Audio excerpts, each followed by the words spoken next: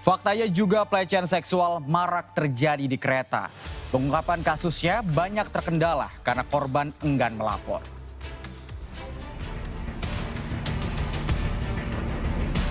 Di antara kasus pelecehan terjadi awal Juli di gerbong kereta rel listrik atau KRL relasi Jakarta-Bogor. Sepanjang perjalanan, pelaku telah mengincar korban.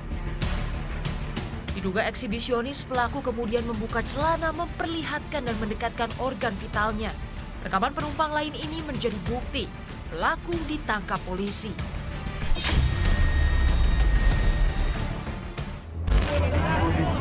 Selang sehari, pelecehan seksual di KRL kembali terjadi.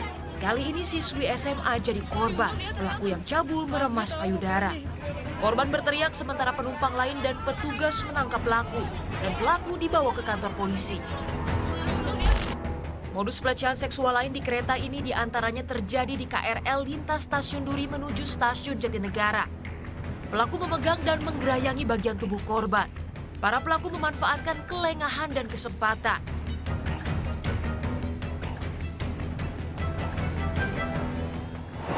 Kurang dari 1 pekan, kasus pelecehan seksual di KRL sudah terjadi sebanyak 3 kali. Korbannya mulai dari anak SMA hingga wanita dewasa. Hingga saat ini, penumpang kereta masih kerap mengalami pelecehan seksual.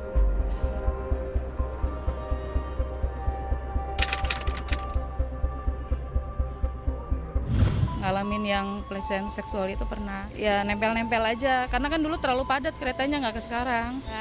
Pernah, saya merasa itu pelecehan seksual ya, karena saya lagi duduk di gerbong yang waktu itu saya kebetulan tidak di gerbong wanita, terus tiba-tiba kayak saya merasa difoto diam-diam. Pernah sih, paling mungkin ada yang kayak deket-deket gitu atau kayak ya kena-kena dikit gitu.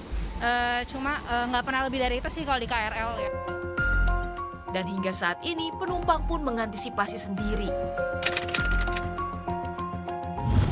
Sebenarnya kan emang pasti kurang nyaman ya, cuma kayak jadi kalau misalnya emang nyadar ada orang lain yang digituin, saling bantu aja, bisa nawarin mungkin tukar tempat duduk atau kayak misal minta digeser. Buat PKD-nya itu lihat-lihat yang perempuan-perempuan itu lah, kalau kita sering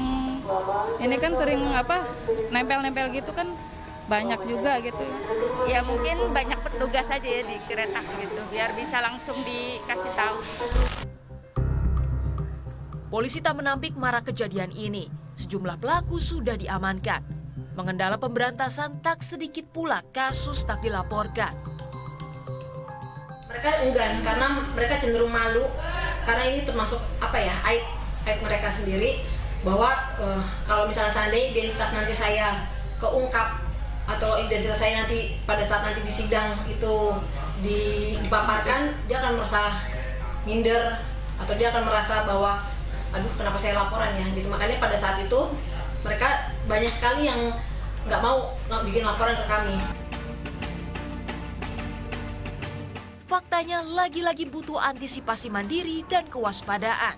Berbagai kiat yang bisa dilakukan mencegah jadi korban pelecehan di angkutan umum, diantaranya good people dapat melipat tangan atau menutupi bagian depan tubuh dengan tas atau barang bawaan. Tetap waspada meski mengantuk ataupun mendengar musik. Ingat, pelaku cenderung menyasar korban yang tampak lemah dan lelah. Juga jangan ragu merekam dan melaporkan. Rosalin Ocha, Agung Maulana melaporkan untuk NET.